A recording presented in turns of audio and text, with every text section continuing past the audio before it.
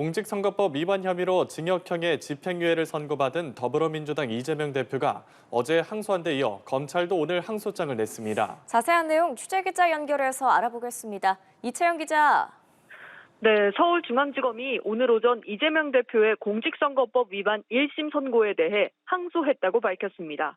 앞서 이재명 대표가 1심 판결에 불복해 어제 항소했는데 검찰도 뒤이어 항소 시한 마지막 날인 오늘 항소장을 제출했습니다.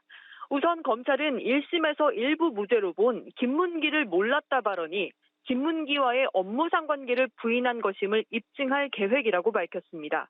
또 앞서 징역 2년을 구형했던 만큼 이번 징역형의 집행유예 선고에 대한 양형 부당을 이유로도 항소를 제기했다고 했습니다. 어제 이 대표 측 변호인은 서울중앙지법에 항소장을 냈는데 구체적인 항소 이유에 대해선 아직 알려지지 않았습니다. 앞서 서울중앙지법은 지난 15일 공직선거법상 허위사실 공표 혐의로 기소된 이 대표에게 유죄를 인정해 징역 1년에 집행유예 2년을 선고한 바 있습니다. 항소심은 서울고등법원에서 선거 사건을 담당하는 재판부에 배정될 예정인데요. 선거사범재판은 1심은 6개월, 2심과 3심은 각 3개월 안에 끝마쳐야 한다는 강행 규정이 있는 만큼 남은 절차가 속도를 낼 것이란 관측이 나옵니다.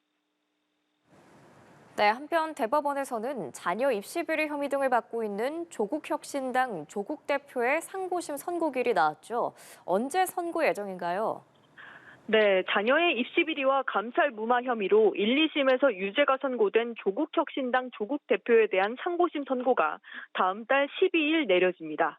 항소심 판단이 내려진 뒤 10개월 만에 대법원 판결이 나오는 셈인데요.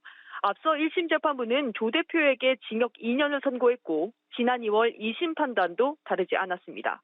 당시 재판부는 조 대표가 딸 조민 씨의 허위 인턴 확인서 등을 제출하고 아들의 시험을 대신 봐주는 등 자녀 입시 비리 관련 혐의와 유재수 전 부산 경제부시장 감찰을 막은 혐의를 원심과 같이 유죄로 인정한 바 있습니다.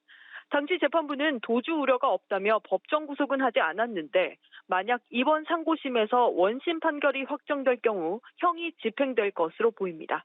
지금까지 서울중앙지검에서 전해드렸습니다.